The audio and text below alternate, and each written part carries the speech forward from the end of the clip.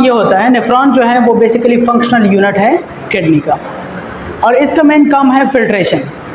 Filtration में ये होता है कि फिल्ट्रेशन जो है आमतौर पर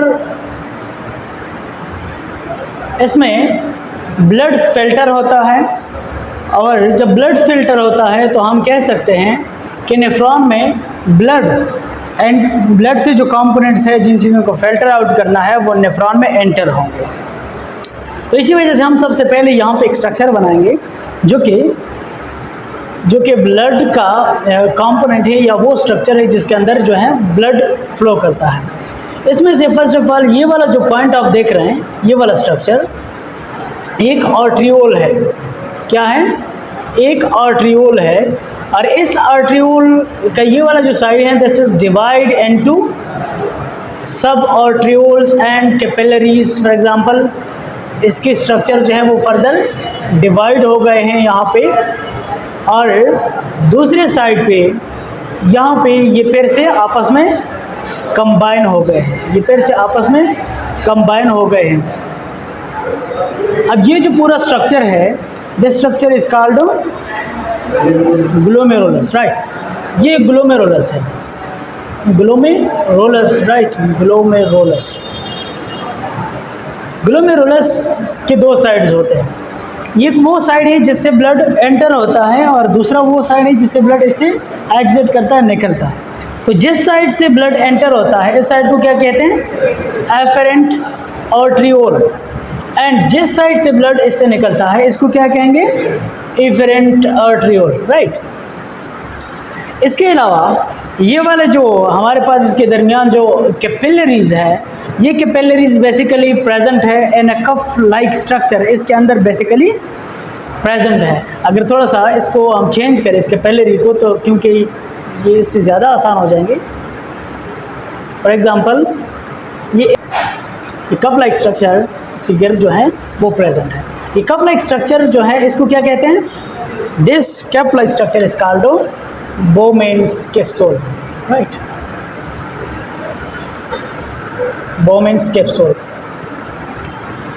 और ये पूरा structure glomerulus plus Bowman's capsule, this entire structure is called renal corpuscles, right. अब रेनल corpuscle में जिस तरह कल मैंने बताया था कि बेसिकली जो इसका जो ब्लड है, ब्लड जो है बेसिकली ब्लड के अंदर डिफरेंट कंपोनेंट्स प्रेजेंट है। फॉर एग्जांपल हम यहाँ पे ब्लड का जो ये स्ट्रक्चर है, थोड़ा सा यहाँ पे जूम इन करते हैं और देखते हैं कि इसके अंदर कौन कौन से कंपोनेंट्स प्रेजेंट है। ये आर्टरी जो है, आर्ट्रियोल, इसका स्ट्रक्चर मैंने जूम इन किया है। इसके अंदर आप देखें कि इसके अंदर कंपोनेंट्स कौन कौन से प्रेजेंट होते हैं। तो फर्स्ट ऑफ ऑल इसके अंदर शुगर प्रेजेंट है, ग्लूकोज वगैरह। इसके अलावा इसके अंदर सोडियम प्रेजेंट है, सोडियम आयन, क्लोराइड आयन इसके अंदर प्रेजेंट है। इसके अलावा इसमें मैग्नीशियम जो है वो प्रेजेंट होता है, इसमें पोटाशियम प्रेजेंट होता है, एंड इसके अलावा अमोनिया या इससे रिलेटेड सब्सटेंसेस ब्लड के अंदर प्रेजेंट है। तो ये ब्लड फ्लूइड है। अब ये ब्लड फ्लूइड जो है, इसके अलावा इसी फ्लूइड के अंदर, अच्छा, ये फ्लूइड जो है ये एफरेंट आर्ट्रियोल के थ्रू इस ग्लोमेरुलस में ये ब्लड एंटर होगा कलेक्टिवली। एंड यहाँ पे क्या होगा कि यहाँ ब्लड जो है, ब्लड के अंदर जितना भी ये जो भी इसके अंदर प्रेजेंट है, वो सब एक टाइम पे ट्रांसफ़र हो जाएगा through various channels into Bowman's capsule. किस तरह ट्रांसफ़र होता है वो हम अभी देखते हैं। लेकिन बोमेन्स कैप्सूल से ये जो कुछ भी इधर प्रेजेंट है, मींस कि ये जो हमारे पास जो कैपिलरीज है, इन कैपिलरीज से सब कुछ जो है वो एंटर हो जाता है इनटू बोमेन्स कैप्सूल, राइट। ये बोमेन्स कैप्सूल है, बोमेन्स कैप्सूल में एंटर हो जाता है। और बोमेन्स कैप्सूल जो है ये फिल्ट्रेटिंग यूनिट है, यूनिट ऑफ फिल्ट्रेशन है, इसको यूनिट ऑफ फिल्ट्रेशन भी कहते हैं। Bowman's capsule is the unit of filtration. Bowman's capsule का ये वाला जो रीजन है, अच्छा, इसका जो अगर स्ट्रक्चर हम मज़ीद देखें, यहाँ पे ग्लोमेरुलस जो है, ग्लोमेरुलस को अगर आप देखें, फॉर एग्जांपल ये जो है दिस इज़ अ कैपिलरी, और इस कैपिलरी के साथ कनेक्टेड है दूसरा साइड पे ग्लोमेरुलस। ये क्या है? Sorry, Bowman's capsule. और यहाँ से जो इसके अंदर शुगर है, जो सोडियम है, जो क्लोरीन है, क्लोराइड आयन, मैग्नीशियम, सब कुछ ये ट्रांसफ़र होंगे यहाँ पे, राइट। तो हमारे पास डिफरेंट टाइप्स के सेल्स इधर प्रेजेंट होते हैं। सेल्स किस तरह प्रेजेंट होते हैं? अगर आप सिंपली कहें कि ये आपके पास एक कैपिलरी है, तो कैपिलरी से के साथ ये वाला जो सेल्स है, these cells are called, no these cells are called, this is endothelial cells, this is endothelial cells, right? And after endothelial cells, a membrane is present here, and after this membrane, epithelial cells are present. After this membrane, epithelial cells are present, right? And these cells are also called podocytes. These cells are also called podocytes. And the region present behind these cells is the region of Bowman's capsule. तो इसके अंदर जो भी substance है, for example इसके अंदर हमारे पास इसके अंदर प्रेजेंट है सोडियम, क्लोरीन, क्लोराइड आयन है, इसके अलावा मैग्नीशियम है, ठीक है, अमोनिया, सब कुछ। इधर क्या होता है कि प्रॉपर चैनल्स होते हैं, स्मॉल पोर्स होते हैं, एंड पोर्स को कहते हैं फेनेस्ट्रेशन। इन फोर्स को क्या कहते हैं? और फोर्स को कहते हैं फेनेस्ट्रेशन। तो फेनेस्ट्रेशन के थ्रू यहाँ से जो अमोनियम है, जो मैग्नीशियम है, ये मिलियंस ऑफ फेनेस्ट्रेशन प्रेजेंट होते हैं, एंड मिलियंस ऑफ फेनेस्ट्रेशन के थ्रू ये सब्सटेंसेस इसके अंदर जो सॉल्यूट है वो सारा एंटर हो जाता है इनटू बोमेन्स कैप्सूल। इसके साथ साथ सिर्फ सोल्यूशन नहीं है, सोल्यूशन के साथ तो huge amount of water is also entering into Bowman's capsule. Clear है? तो बोमेन्स कैप्सूल से क्या होता है कि ब्लड, अच्छा यहाँ पे क्या है, यहाँ पे कुछ और भी इंपॉर्टेंट चीज़ें हैं, लाइक यहाँ से सिर्फ और सिर्फ सल्यूट और इसके साथ साथ वाटर मॉलिक्यूल्स एंटर होते हैं इनटू बोमेन्स कैप्सूल। बड़े प्रोटीन जो होते हैं, like large protein, red blood cells है, या इसके अलावा वाइट ब्लड सेल्स की जो डिफरेंट टाइप्स है वो, और इसके अलावा जो हमारे पास बड़े प्रोटीन्स होते हैं लाइक फिब्रिनोजेन वगैरह, वो इन चैनल्स को क्रॉस नहीं कर सकते, वो इधर नहीं आ सकते। यस, प्लेटलेट्स वगैरह इधर नहीं आ सकती क्योंकि उनका साइज़ बड़ा होता है, तो वो इधर नहीं आ सकते। तो जैसे ही वो सारी सब्सटेंसेस ट्रांसफ़र हो जाते हैं into Bowman's capsule, Bowman's capsule से क्या होता है, बोमेन्स कैप्सूल इसको मजीद आगे ट्रांसफ़र करता है into proximal convoluted tube, and then from it directly transfer into loop of Henle and then distal convoluted tube and then to collecting duct. उनमें से हर एक कंपोनेंट के ऊपर हम डिटेल से बात करते हैं। यहाँ पे इसका स्ट्रक्चर आपको क्लियर होना चाहिए कि ये जिन सेल्स की हमने बात की, ये वाले जो सेल्स है, ये जो सेल्स है बेसिकली ये इस पूरे साइड पे प्रेजेंट होते हैं, एंड इसके साथ साथ ये वाला साइड जो है यहाँ पर भी आउटर साइड में भी सेल्स प्रेजेंट होते हैं। उन सेल्स को कहते हैं पेराइटल सेल्स। ये एपिथेलियल सेल्स हैं, these are epithelial cells, and जो आउटर बाउंड्री बनाते हैं उन सेल्स को क्या कहते हैं, पेराइटल सेल्स। यहाँ तक क्लियर है? And this whole structure is called renal corpuscle, right? Renal corpuscle is the collection of glomerulus and Bowman's capsule, and you know this is one way flow of blood इस side से जाता है, efferent tube से निकलता है और आगे क्या करता है, आगे फॉरवर्ड जाता है, राइट? और यहाँ पे जो कुछ इधर एंटर हो जाता है, अब ये पास आउट होता है थ्रू वेरियस ट्यूब्स। जो यहाँ पे हमारे पास ट्यूब एक है, इसके डिफरेंट सेक्शंस है, और डिफरेंट सेक्शंस की डिफरेंट फंक्शंस होते हैं। तो वो जो डिफरेंट सेक्शंस है उसमें फ्लूइड या जो सब्सटेंस है, सॉल्यूट है, वो आगे जाता है एंड फाइनली कलेक्टिंग डक्ट तक पहुँचता है। तो वो सारी चीज़ें क्या है इसके ऊपर अब बात करते हैं। अच्छा, यहाँ से यहाँ तक जो है हमारे पास बोमेन्स कैप्सूल है। बोमेन्स कैप्सूल की कंटिन्यूएशन में इसके साथ जो है वो ट्यूब प्रेजेंट है। This tube is called proximal convoluted tube. This tube is called proximal convoluted tube. Proximal convoluted tube.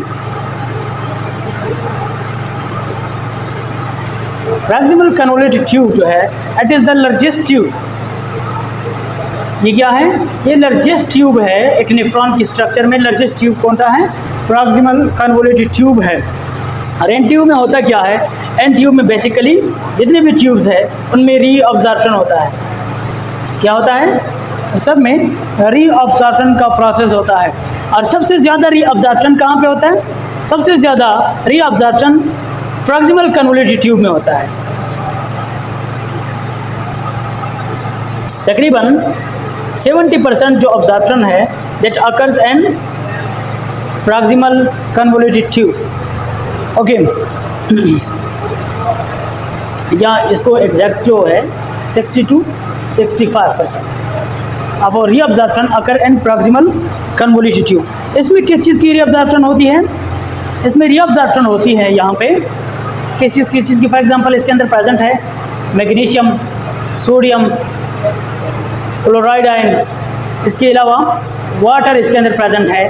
तो ये सारी चीज़ें रीअब्जॉर्ब हो जाती हैं इनटू इंटरस्टिशियल टिश्यूज़। यहाँ पे ये सारी चीज़ें क्या हो जाती हैं? रीअब्जॉर्ब हो जाती है, मतलब ट्यूब से ये सारी चीज़ें बाहर निकल जाती हैं इनटू इंटरस्टिशियल टिश्यूज़ में आ जाते हैं, वहाँ से फिर ब्लड में एंटर होती है।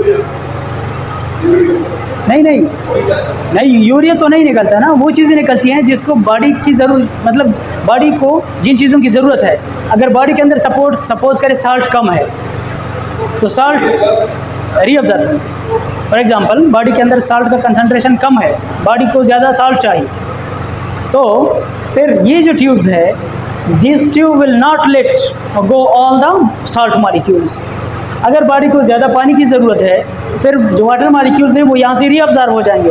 अगर रीअब्जॉर्ब फॉर एग्जांपल सपोज करें रीअब्जॉर्ब नहीं हो रहा है तो ये मॉलिक्यूल्स तो बॉडी से निकल जाएंगे एंड वाटर डेफिशिएंसी फिर होगी, राइट। तो इस तरह से क्या होता है कि जिन चीज़ों की ज़रूरत है वो चीज़ें फिर से रीअब्जॉर्ब हो जाती यहाँ पे।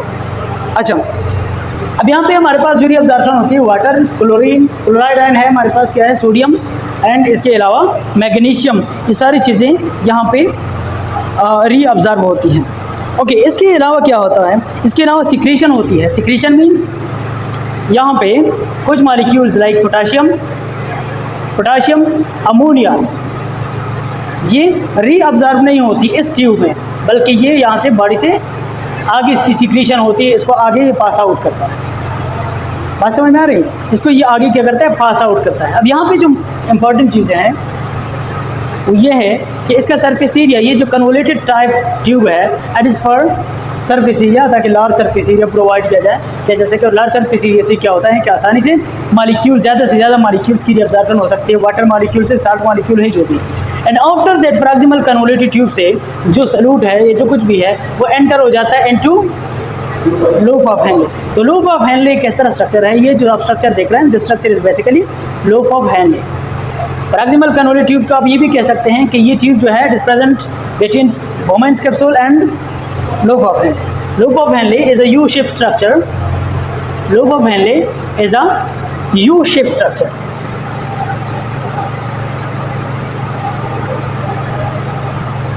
लूप ऑफ हेनले जो है यू शेप स्ट्रक्चर है।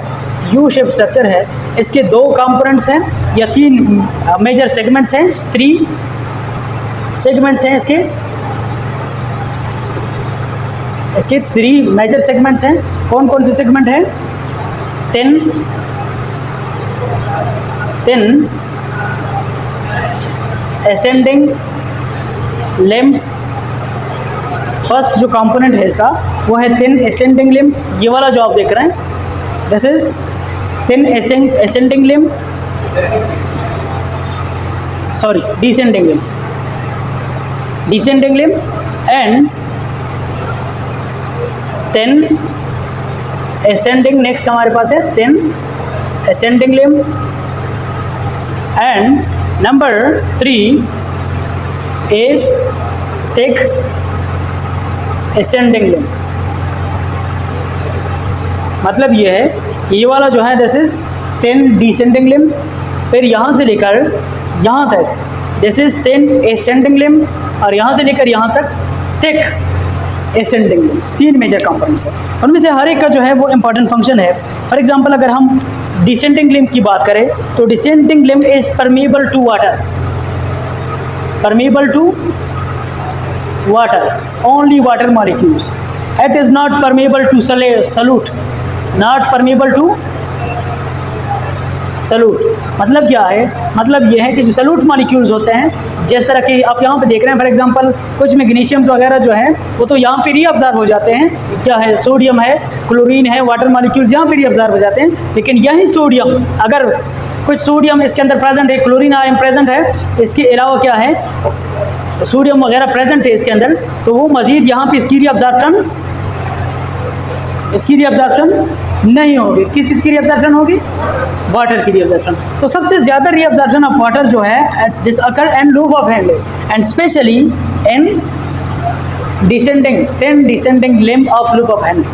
इसी वजह से जो वाटर डिफिशिएंट रीजन में जो ऑर्गेनिजम्स रहते हैं उनमें इस टाइप के नेफ्रॉन ज़्यादा होते हैं, जिसको जक्स्टेमेडुलरी नेफ्रॉन्स कहते हैं, जिसका लूप ऑफ हैंडले बहुत लेंथी होता है। लूप ऑफ हैंडले जो है वो लेंथी होता है और वहाँ से वाटर की रीअब्जॉर्प्शन ज़्यादा होती है, ताकि बॉडी के अंदर जो वाटर का जो कंसंट्रेशन है उसको रेगुलेट कर सके।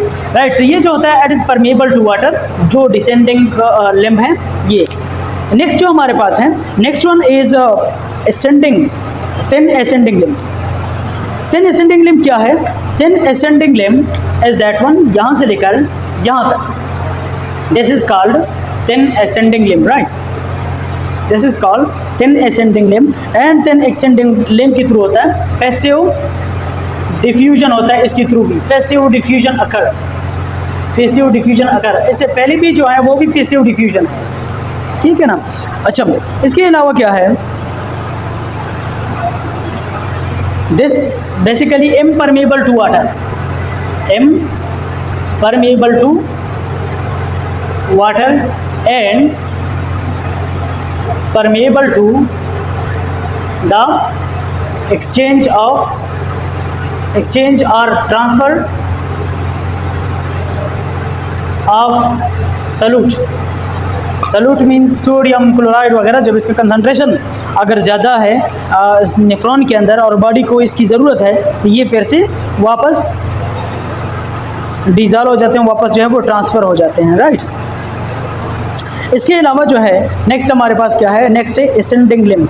असेंडिंग लिम्ब ये है, ये हमारे पास this one is called ascending limb. Ascending limb का क्या मतलब है? Thick ascending limb. Thick ascending limb जो है बेसिकली इसमें एक्टिव ट्रांसपोर्ट होता है। कौन सा ट्रांसपोर्ट होता है? Active transport. एक्टिव ट्रांसपोर्ट का मतलब this consume energy for the transport of sodium. For example अगर बॉडी में सोडियम की डेफिशिएंसी है, सोडियम क्लोराइड की डेफिशिएंसी है, तो यहाँ से होता क्या है कि यही चीज़ें फिर से ये ट्रांसफ़र हो जाती है इनटू इंटरस्टिशियल रीजन, साइड पे बाहर नेफ्रॉन से बाहर निकलती हैं ये सारी चीज़ें, एंड यहाँ पे एनर्जी की कंजम्पशन होती है। मतलब ये है कि ये process against the concentration gradient होता है। ये पॉइंट भी इंपॉर्टेंट है। This occurs and thick ascending limb basically the process occur against the concentration gradient. तो इसी वजह से ये एनर्जी भी कंज्यूम करते हैं against the concentration gradient. Process occurs against the concentration gradient. Okay, तो ये जो है बेसिकली हमने अभी तक बात की रेनल कर्पसल्स की, फिर इसके बाद प्रॉक्सिमल कन्वोल्यूटिव ट्यूब की, कि तकरीबन यहाँ से जो इसके अंदर जो रीअब्जॉर्प्शन है about 60 to 65% of reabsorption occurs in proximal convolutive tube. And after that we discussed lobe of Henle and various parts of lobe of Henle कि यहाँ पे ये जो थिन डिसेंडिंग लिम्ब है इसका ज़्यादातर जो फंक्शन है वो रीअब्जॉर्प्शन ऑफ वाटर है। यहाँ इसका जो फंक्शन है वो पैसिव मेथड से रीअब्जॉर्प्शन ऑफ वाटर है, रीअब्जॉर्प्शन ऑफ सल्यूट है, और इधर एक्टिव मेथड से रीअब्जॉर्प्शन ऑफ सल्यूट है। अगर सल्यूट सपोज करें बहुत कम है, क्या है बॉडी के अंदर सब सल्यूट की ज़्यादा ज़रूरत है, यहाँ पे ज़्यादा है लेकिन ओवरऑल बॉडी को सल्यूट की ज़्यादा ज़रूरत है, तो क्या होगा कि ज़्यादा से ज़्यादा सल्यूट यहाँ से निकलेंगे। वाटर के लिए ये रीजन जो है दिस इज इम्परमेबल, राइट। अब यहाँ पे कुछ चीज़ें हैं जो इम्पोर्टेंट है, वो ये है कि अगर ज़्यादा से ज़्यादा वाटर निकल जाए, जो थिन असेंडिंग डिसेंडिंग पार्ट है, अगर इससे से ज़्यादा वाटर बाहर निकल जाए तो क्या होगा? Urine will be more concentrated, and अगर यहाँ पे सल्यूट निकल जाए तो urine will be less concentrated, क्योंकि उसके अंदर सल्यूट कम होगा, ज़्यादा से ज़्यादा सल्यूट जो है वो रीअब्जॉर्ब हुआ है, ठीक है ना। आगे क्या है? Next part called, next one is called distal convoluted tube, right? So distal convoluted tube,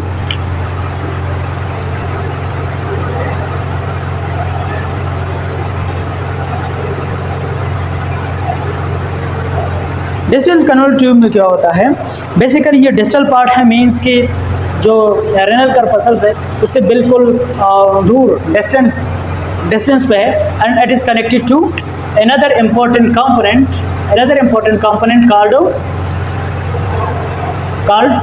collecting duct or collecting tube जो है या ट्यूब जो है उसके साथ तो ये कनेक्ट होता है। और इसके अंदर क्या होता है, इसके अंदर भी बेसिकली रीअब्जॉर्प्शन होती है। फॉर एग्जांपल इसके अंदर जो बेसिकली रीअब्जॉर्प्शन होती है, रीअब्जॉर्प्शन एंड ट्रांसपोर्टेशन जो होती है, रीअब्जॉर्प्शन, अगर हम रीअब्जॉर्प्शन की बात करें, रीअब्जॉर्प्शन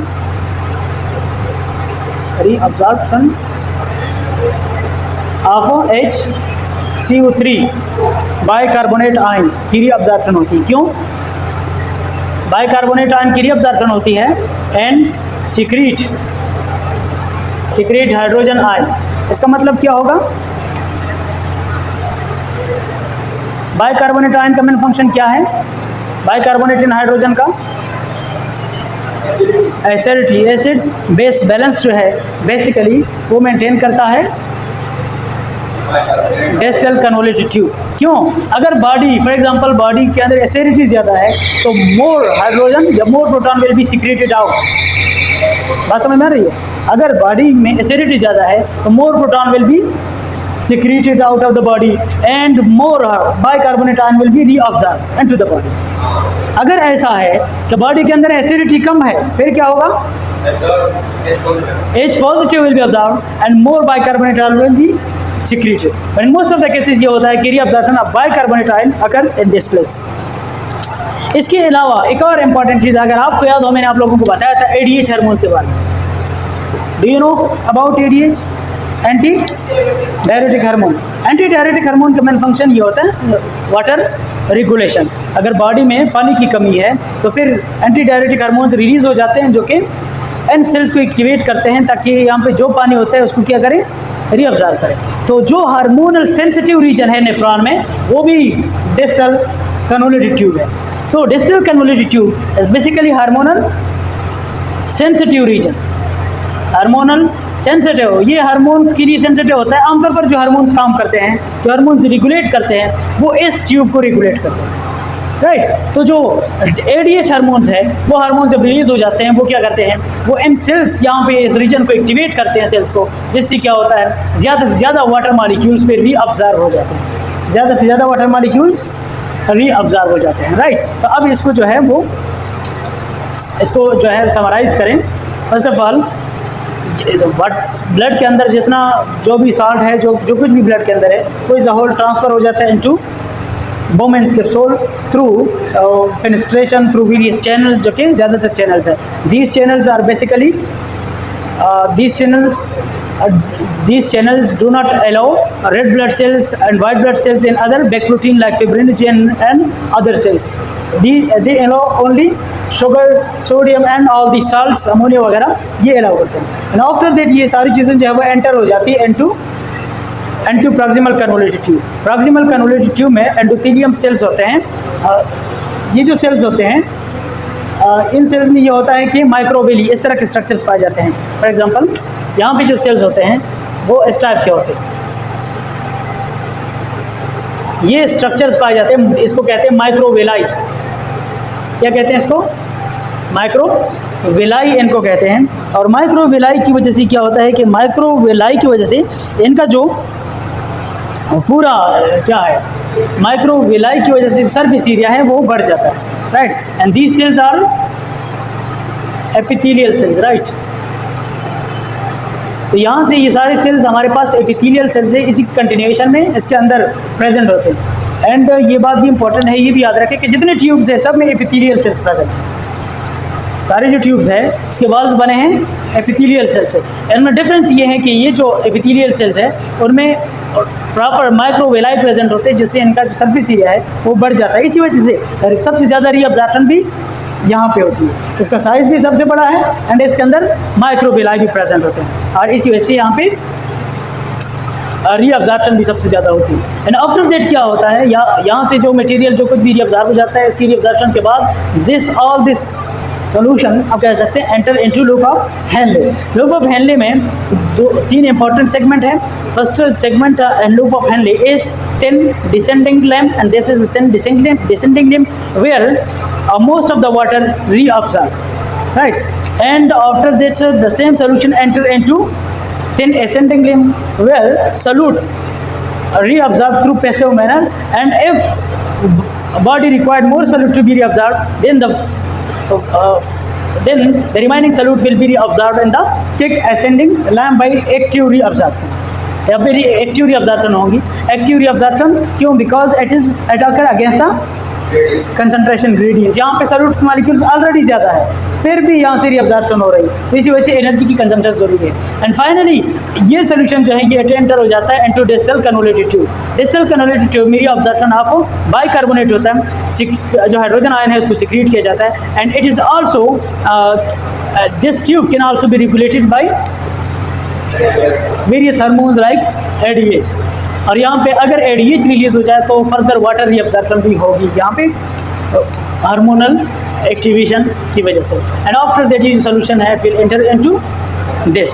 बस हम इसके ऊपर फर्दर बात करेंगे कि यहाँ पर भी रीअब्जॉर्प्शन होती है अगर बॉडी को ज़रूरत है, ठीक है ना। कलेक्टिंग में क्लियर है, कोई कन्फ्यूजन तो नहीं है?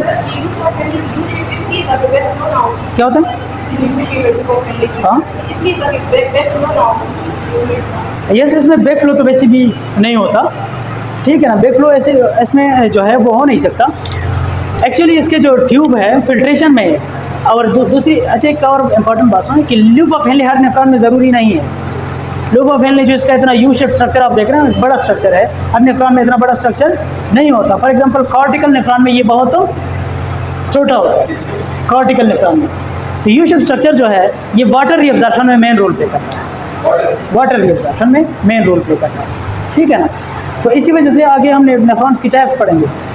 जो हमारे पास जो नेफ्रॉन है कॉर्टिकल नेफ्रॉन, इसमें लूप ऑफ हेनले बहुत रिड्यूस टाइप का होता है, एंड जस्टिमेडुलर नेफ्रॉन में ये बहुत बड़ा होता है, राइट। जस्टिमेडुलर नेफ्रॉन नंबर में कम होते हैं लेकिन ज़्यादा इंपॉर्टेंट होता है। एंड क्रिटिकल कंडीशन वाटर की जब कमी होती है तो वहाँ पे जस्टिमेडुलर नेफ्रॉन बहुत इंपॉर्टेंट रोल होता है। कोई कन्फ्यूजन तो नहीं है? क्लियर है? ओके।